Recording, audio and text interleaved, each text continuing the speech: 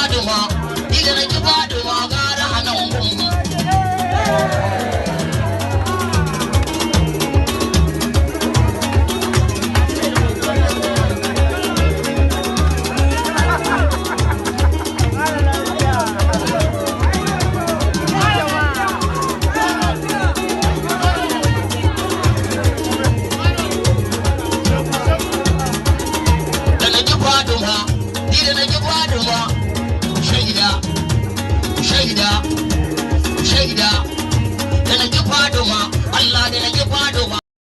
Likey